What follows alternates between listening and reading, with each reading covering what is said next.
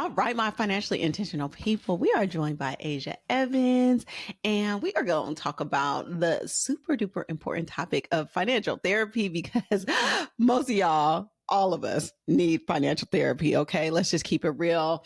Hey, Asia, how you doing? Hi, happy to be here. Thanks for having me. Of course, of course. And I was super hyped to get you on the podcast because, like I was telling you before, I think 99.9% of people need financial therapy, especially when they're trying to navigate, like getting started, getting their money together. Like most people are just like, how do I get started? A lot of it is mindset. They think it's like tips and techniques that they can do. But the thing is that you cannot approach your finances with the same mindset that got you in a bad financial position. So you have to change the game up. But a lot of people don't know where to turn to.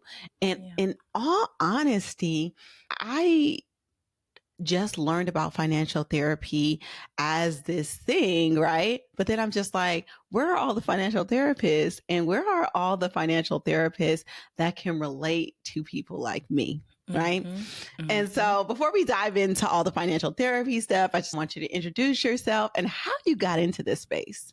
Sure. So, hello, everybody.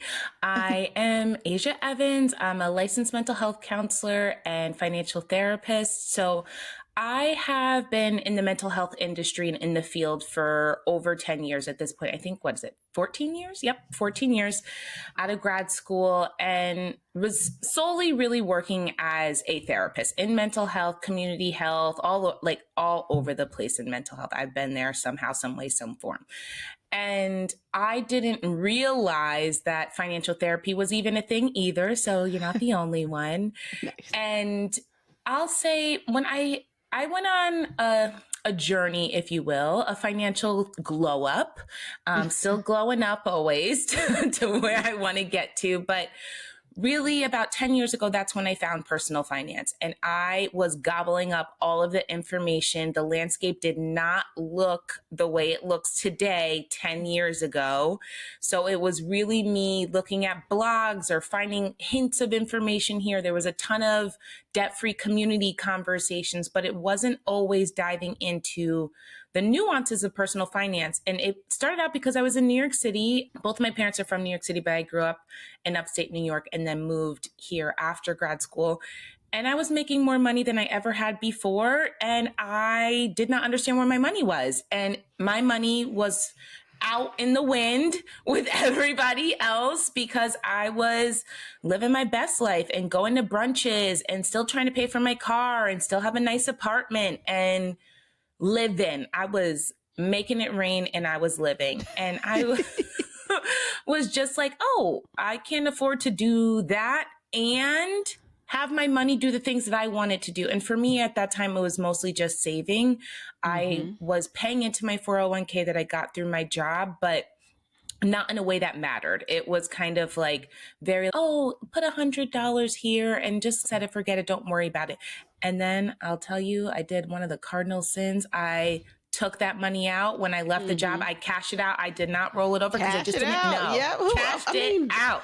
It's money. You like, okay, I have access to this money. Oh, I might have to pay a small penalty. I might need this money. Yes. It's fine. Savings account. No.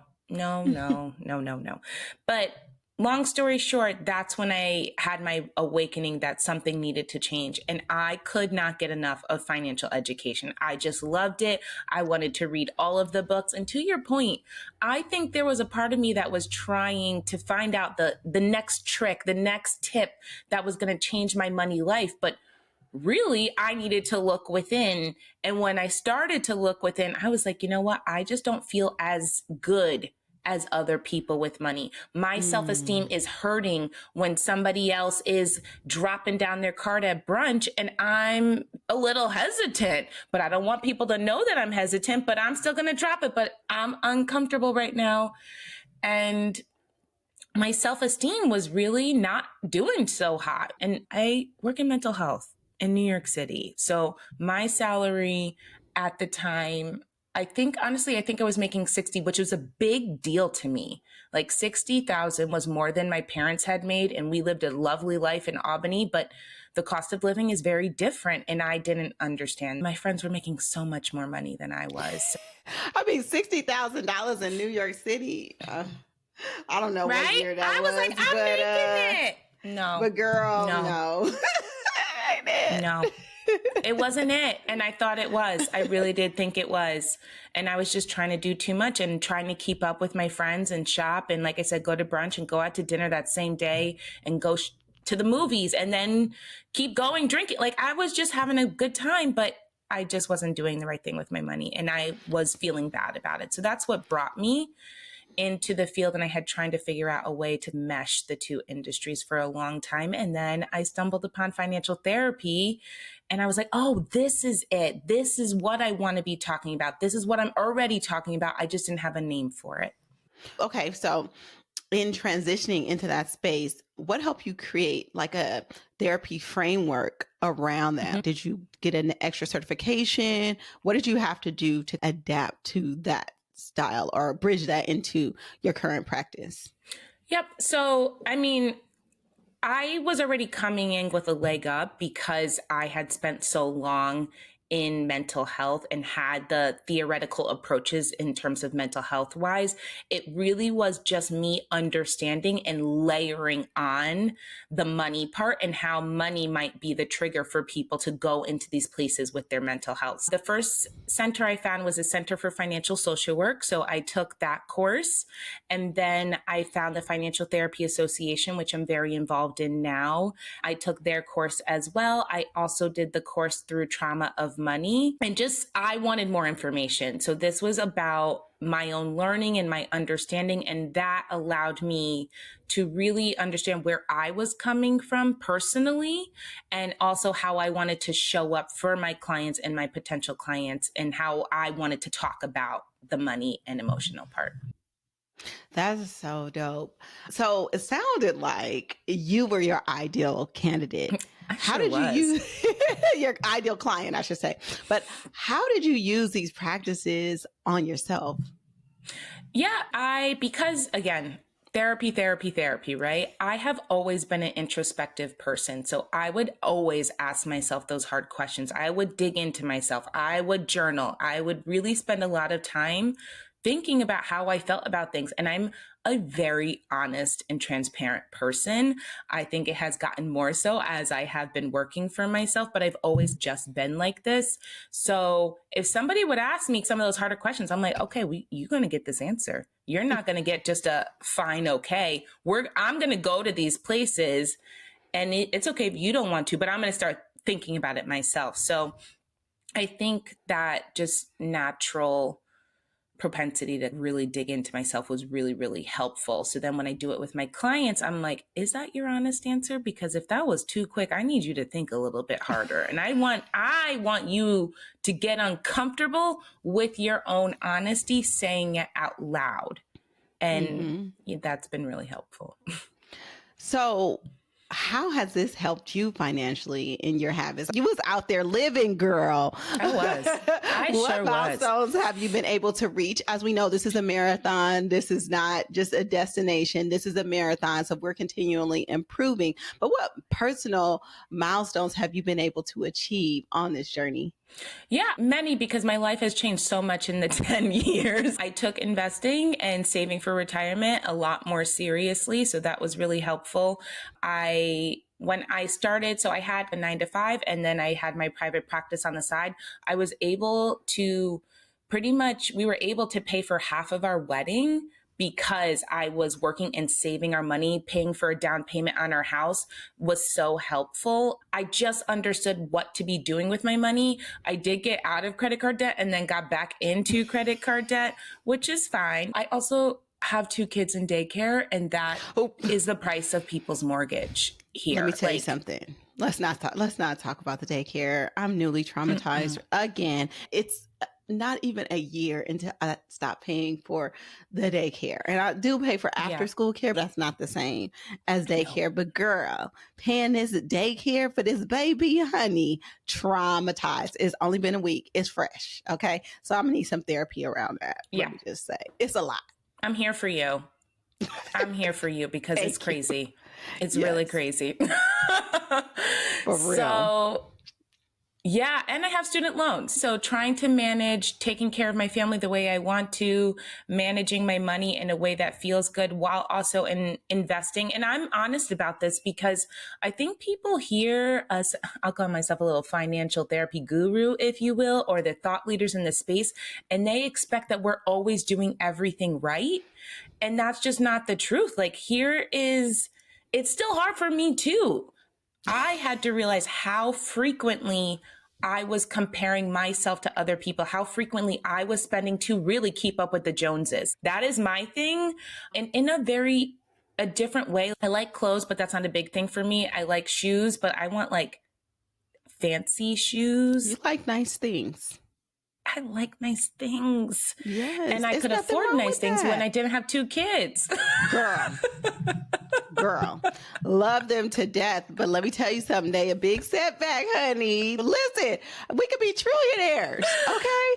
If we just invested our Truly. our child care money, honey, we'd be out here in the streets. So when I hear people talking about, oh, I did this X, Y, and Z, but you a man, single man, making 6 figures, don't have no expenses, can eat chicken breast every day, and that's what you spending money on, baby. Yes. Come and Yes. take these daycare expenses away from me, okay? And then see where you at. I'm just keeping Who it would real, I be? Who would I be? Right. Who would she be? I'm curious. I Right. would love to know. I would love to know. But that's what it is. That's why I'm like, I like nice things. And I now am able to manage when I get said nice things and tell myself no happily. And also tell myself, and this is what comes up a lot with clients and just people in general, I still have value if I cannot afford to do XYZ. Yes. And people forget that. They forget it Yes. so quickly that, oh, I Yes. can't afford to go on that trip. Oh, I'm going to put on the credit card. I'm going to do this. Like, I'm going to do that. No, no, no, no, no, no. I still have value if I can't say that. I'm just going to tell you now before I'd be like, oh, I can't do that weekend. No, that's not in the budget right now. My Not at priority all. is something else, so I can't go. Sorry. Not at all. Yes, yes, yes. I love that. I love that. And as part of your therapy work, how much of it is consumed with financial therapy versus just like traditional therapy or the approach you were taking before? Yeah, so to me, what I have found out is that the second you start talking about money and you start digging deeper, it's no longer about the money. It's really about the mental health stuff. Still, it's about your feelings. It's about how you think about things. It's about how you were raised. And that is more about traditional mental health.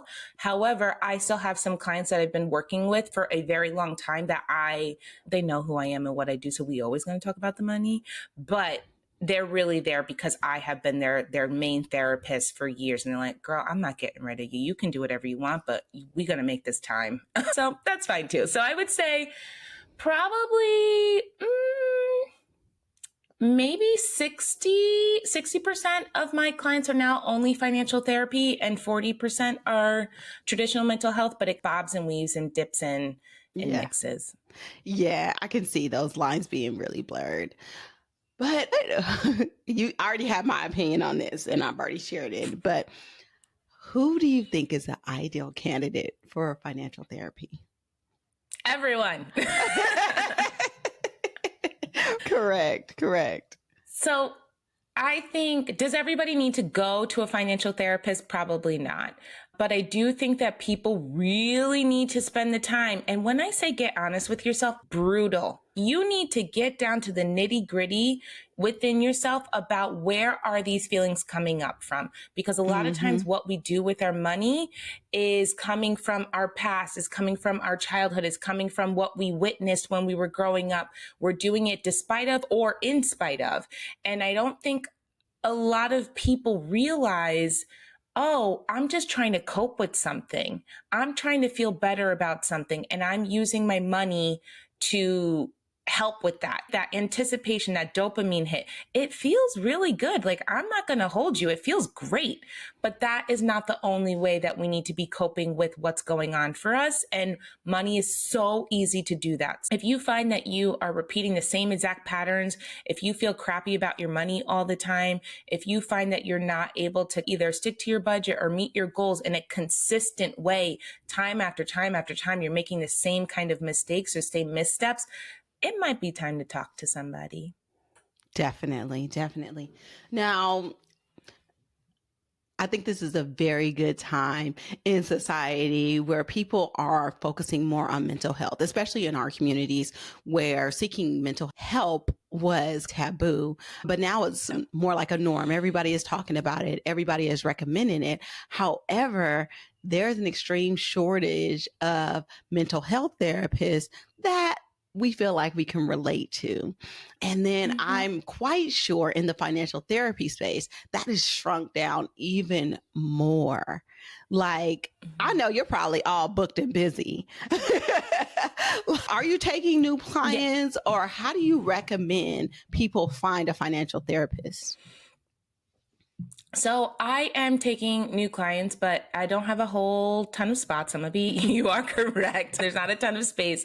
So there are a few ways to find a financial therapist. I completely agree with you. There's not enough of us. There's not enough Black women. There's not enough Black people. There's not enough people of color doing this type of work in general to handle the need. And then also people are in different fields, right? And in different industries and their comfort level. And it's also, you have to be a brave entrepreneur to go out there and be like, okay, I'm going to do this on my own because this work is not paid through insurance currently. It does matter how approachable it is, but the way that you're able to look for some financial therapists in your area, or some people that you may be able to work with. So I would definitely say the Financial Therapy Association has a directory. There are a lot of people on there in the nation. You have to vet and look for who might speak to you and speak to your needs. So that's going to be important.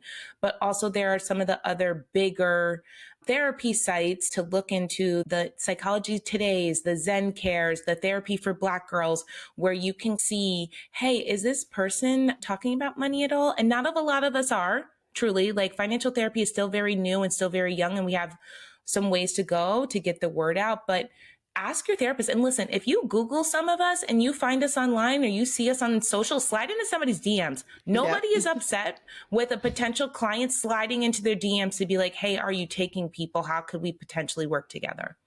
I love that. I just think it's so beneficial, but I could just see like people being inundated with requests. But if somebody is making those mistakes before they start working with a financial therapist, what are some things people can do or identify and then do to get their mindset shifted around their approach to money? I really do believe, I'm a firm believer in you don't know what you don't know. So taking the time to really sit with yourself and ask yourself, what patterns do I always do? What's always coming up for me? What's always a roadblock for me? And journal it out. And sometimes people don't really know how to get there, but I will say the classic way is just keep asking yourself why. Why do I keep spending XYZ amount of money at Target?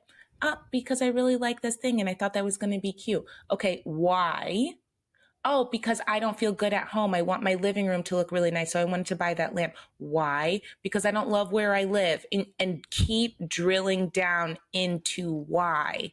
Yeah. And be honest with yourself. You are the only person who needs to know this information right now. But really starting to get honest with yourself about what is the feeling behind your actions? What's going on? What are you trying to cope with? What's making you sad? What's upsetting you? What's triggering you? Really figuring out and getting honest with what's coming up with you before you start spending your money. I love that. I love that journaling, internal reflection, and that drilling down, like the 5 or 3 to 5 levels of why to like really get to the core of the problem. Is there a consistent theme that you see or something that comes up majority of the time with people that have like financial hangups? Yeah, so there's a few. So like I said, I'm going to keep it broad with coping. People are trying to cope with something. So if you grew up and you experienced something that was financially traumatic, or you grew up in a place where there wasn't a lot of money, it is very easy for you as an adult now to say, oh, I deserve this. Oh, I never had this. So now I'm going to treat myself to this. Oh, I can afford this. So now I'm going to do that. And all of those things may be true, but you may not be able to afford everything you're trying to do at the same time. And what I tell my clients is that what you can afford and what you deserve have nothing to do with each other. That's right. And I don't think people get that. I'm like, no, you deserve the world. To me, I am all about humans. Everybody deserves the world. Everybody deserves to feel stable and comfortable and loved and warm. I believe everyone deserves that. I think we'd be in a better place if everyone was getting that, but everybody isn't. And everybody doesn't get that by circumstance, whatever it is. But what you can afford has nothing to do with what you deserve. And we have to separate those two, because we will put ourselves in negative positions financially because you're like, I deserve it, but I can't afford it, but I'm still going to get it. No, boo-boo. Yes. Like, I want you to live a prosperous life in the future too. So scarcity, financial trauma. I've had people share that they spend a lot of money because they're lonely, but they didn't realize, they did not connect being lonely to their spending. So like I said, searching deep inside yourself to figure out what's going on with you. For me, sometimes it was self-esteem. I was like, oh, you know what, Asia, you will look so fly if you show up in those new pair of shoes. Like, you need them. Yeah. Could I afford them all the time? No, but did I always get them? Sometimes. That you need them is it every time. It gets me every time. Girl, no, you do not need to spend $200 a month on lashes, even though, yes, she would show up there, no makeup. You know what I'm saying? But do you really need it? No. Right. No. And if you, and here's the thing, if you decide that you do, what are we giving up to make sure that you can afford the $200 lashes? I'm okay with that too. Yes. But we got to give something up if we can't afford it. Yes. I love what Paula Pan says. You can afford anything, just not everything. And I am a firm believer in paying for the things that make you happy, that spark joy in your life. But that means you got to eliminate the other BS that doesn't. And a lot of the times we subconsciously spend money on things that don't matter to us so that we don't have the money left over to pay for those things that we really, really want and desire in life. And that's why I love like intentional, like budgeting, so that you make sure you prioritize those things. And then those little dollar things in the front of Target don't matter to you anymore because they're cheap and they're cute. Okay. It ain't fitting your goals. And if you know you want those really, really cute shoes or that really, really cute bag, then you're like, I'm about to get this bag. Like, we're not worried about this. But it has to be intentional. And so I love that. I love that you say you got to give up something. You got to give up something. So I think this is an incredible conversation. I think people can identify and clearly see that you probably need financial therapy. A lot of us need financial therapy. And the thing is that I'm not perfect. Asia's not perfect. But the thing is that it's the small little things that we continue to accumulate, even if we mess up, that sets us on a path to put us in a good place financially. And I think a lot of people focus on those big picture things like, I have to make 6 figures. I have to have this much invested. I have to be doing these things. But it's really those small everyday things that therapy can help you unveil and work on and create action plans around that we need to be focused on. And so, yes, financial therapy for everybody is like the slogan for 2024. So, Asia, like, how can people reach out to you? I know you can slide in the DMs, but where are you at? How can people work with you and take those last few slots you have on your calendar? Yeah, fill them up. I'm ready. So you can find me on the socials. So I'm on Instagram and a little bit on TikTok, dipping a toe, seeing how I feel, at Asia E Therapy, which is spelled AJAE Therapy. Also at my website, asiaevanscounseling.com. I have a newsletter. If you're interested in getting updates on a monthly basis, I'm writing a book that will hopefully be out towards the end of this year. So that's really, really exciting. And I say this because I think it's really important that people know there is a financial commitment with therapy, and not everybody's in a position to make that financial commitment, and that's okay. If you can find a therapist that you can work with that is within your finances, even better. But there are a lot of different resources that you can access this type of information. I love podcasts. I love being a guest on podcasts. So I go on as many as I can. Books will be really helpful. Be careful who you get some of your social media information from, but that people are out there too talking about it. So even if that's the first entry and then you do some more research, allow that to guide you into the world of financial therapy or anything for that matter. Money, just money in general. Talk about your money with your friends too. Yes, yes. And speaking of money, do you see most financial therapists work on like a sliding scale, take insurance, or usually have a flat fee? Like, how do the payment structures typically go? I know that's a general question, but and everybody's different. But what do you do? Yeah, so I can say there are typically not going to be a financial therapist who is taking insurance unless they are able to diagnose you with something like gambling addiction or gambling abuse, because the rest of the other things that come up, if it's not mental health, kind of like generalized anxiety disorder, and you have to be seeing a licensed clinician to be diagnosed with that within your state. The medical model that the US bases their insurance off of does not recognize some of these things. So it is rare that you might be able to utilize insurance. So I will say that unless you're being diagnosed with something else. So that's one part of it. And then for me personally, I take out of pocket. I do have sliding scale, but they're all filled up because you got to get it when the getting's You got to be financially intentional. Okay. Let's not play. Okay. You got bills. You got daycare. Okay. Stop playing. Exactly. And that has been a process for me too. And for a lot of therapists, because what we're told coming up through schooling and systems is that you're not in this field for the money. You're here to help somebody. And that is very much so the truth. But to your point, I have a mortgage. I have kids. I want to be able to afford to take sick time because you don't get paid if you're not working. So you need to be able to save for these things as well as vacation time too. And people hear our prices sometimes, at least sometimes people hear my price and what will I get back? And I'm like, listen, you are getting a master's degree, 3 different training programs, 14 years of experience, my time, my energy. I'm going to be thinking about this. I'm going to be giving you recommendations of books, all these books I've read. And also this is how I can afford health insurance and to have an office and an electronic medical record. So a lot of it, people are like, you get paid this much money an hour. I'm like, yeah, but I don't see 40 hours of clients a week. Like that is way too much. It's way too much. So yes. Ask. If you're looking for a sliding scale, definitely ask the therapist and just see, hey, is there something we can do? Do I have to see you on the recommended time? Can I see you a little less, but we're doing some of the work? Any resources that you have, I'm open to. So you know creative. What's wild to me is that these schools like push this narrative that you're not in it for the money. But how much student loan debt did you have to take to learn that, to hear that?